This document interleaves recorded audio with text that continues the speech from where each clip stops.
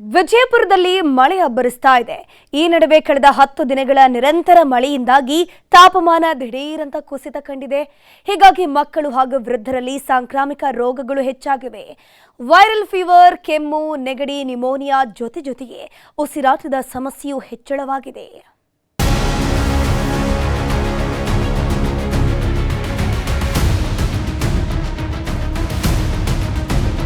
ಕಳೆದ 15 ದಿನಗಳಿಂದ ವಿಜಯಪುರ ಜಿಲ್ಲೆಯಲ್ಲಿ ಭಾರೀ ಮಳೆಯಾಗ್ತಾ ಇದೆ. ಜಿಟಿ ಮಳೆಯಲ್ಲಿ ಸೂರ್ಯನ ದರ್ಶನವೇ ಇಲ್ಲ. ಹಳ್ಳ ಕೊಳ್ಳಗಳು ತುಂಬಿ ಹರಿತಾ ಇದ್ರೆ ಮಕ್ಕಳು, ವೃದ್ಧರು ಸಾಂಕ್ರಾಮಿಕ ರೋಗಗಳಿಗೆ ತುತ್ತಾಗಿ ಬಳಲ್ತಿದ್ದಾರೆ. ಮಕ್ಕಳಲ್ಲಿ ಜ್ವರ, ನೆಗಡಿ, ಕೆಮ್ಮು, ವೈರಲ್ ಫೀವರ್, ನ್ಯೂಮೋನಿಯಾ ಕಾಣಿಸಿಕೊಂಡ್ರೆ ವೃದ್ಧರಲ್ಲಿ ಶ್ವಾಸಕೋಶ ಸೋಂಕಿನಿಂದ ಉಸಿರಾಟ ಸಮಸ್ಯೆ ಕಾಣಿಸಿಕೊಳ್ತಿದೆ.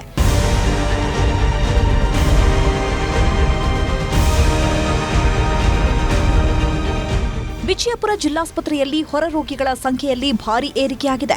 ನಗರದ ಮಕ್ಕಳ ಆಸ್ಪತ್ರೆಗಳು ಫುಲ್ ರಶ್ ಆಗಿವೆ. ಜಿಲ್ಲಾಸ್ಪತ್ರೆಯ ಮಕ್ಕಳ ವಾರ್ಡ್ ಬೆಡ್ಗಳು ತುಂಬಿ ಹೋಗಿವೆ. ಜಿಟಿ ಮಳೆ ಬರ್ತಾ ಇದೆ, ಟೆಂಪರೇಚರ್ ಕಡಿಮೆ ಆಗಿದೆ.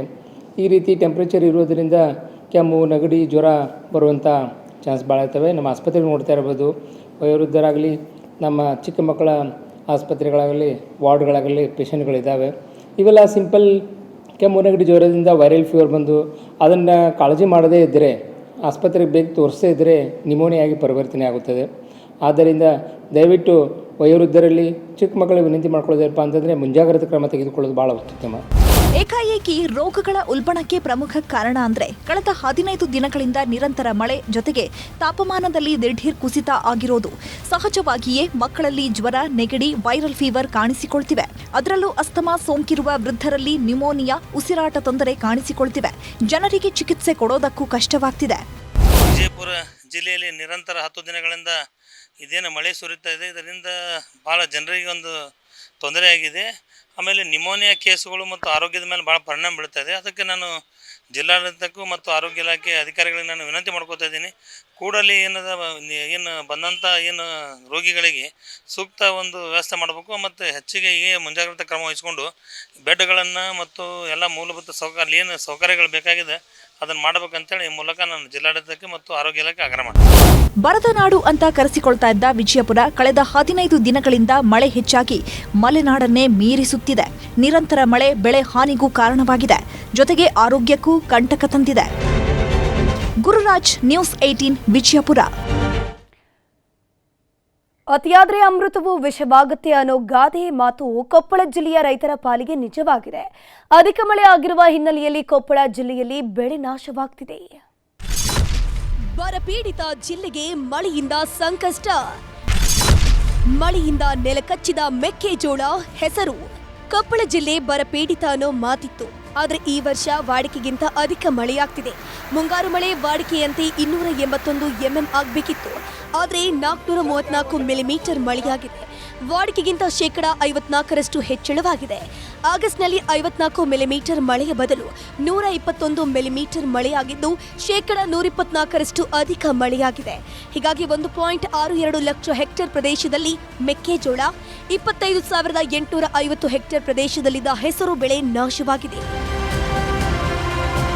ಕಳೆದ ಒಂದು ವಾರದಿಂದ ನಿರಂತರ ಮಳೆ ಬಿದ್ದಿದ್ದು ತೇವಾಂಶ ಹೆಚ್ಚಾಗಿದೆ. ಮಳೆಯಾದರೂ ಬೆಳೆ ಬಾರದ ಸ್ಥಿತಿ ಇದೆ. ಬೆಳೆದ ಮೆಕ್ಕೆಜೋಳ, ಹೆಸರು ಹಾಗೂ ಈರುಳ್ಳಿ ಬೆಳೆ ಕೆಂಪು ಬಣ್ಣಕ್ಕೆ ತಿರುಗಿವೆ. ಇವುಗಳಿಗೆ ಯೂರಿಯಾ ಹಾಕಬೇಕು. ಆದರೆ ಯೂರಿಯಾ ಸಕಾಲಕ್ಕೆ ಸಿಗದೆ ಸಂಕಷ್ಟ ಎದುರಾಗಿದೆ. ಉಳ್ಳಾಗಡ್ಡಿ ನಾಶ ಆಗೈತ್ರಿ.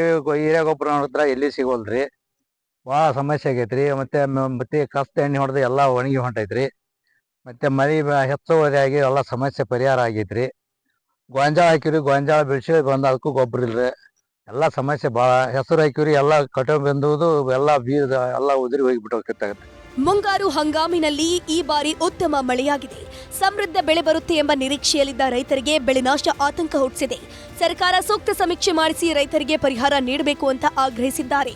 ಒಂದ್ ಕಡೆ ಯೂರಿಯಾ ಗೊಬ್ಬರ ಸಮಸ್ಯೆ ಆದ್ರೆ, ಒಂದ್ ಕಡೆ ಇದ್ರ ಬೆಳೆ ಹೆಸರಿನ ಸಮಸ್ಯೆ ಆದ್ರೆ, ಒಂದ್ ಕಡೆ ಯೂರಿಯಾ ಗೊಬ್ಬರ ಸಮಸ್ಯೆ. ಗೊಬ್ಬರ ಸಿಗ್ಲಲ್ಲ.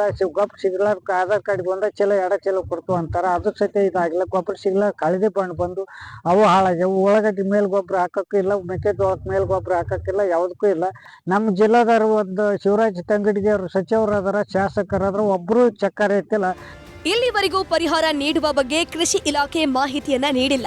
ಬೆಳೆಹಾನಿಯಿಂದ ನೊಂದಿರುವ ರೈತರಿಗೆ ಸರ್ಕಾರ ಪರಿಹಾರ ಕೊಡಬೇಕಿದೆ. ಶರಣಪ್ಪ ಬಾಚಲಾಪುರ, ನ್ಯೂಸ್ 18 ಕೊಪ್ಪಳ.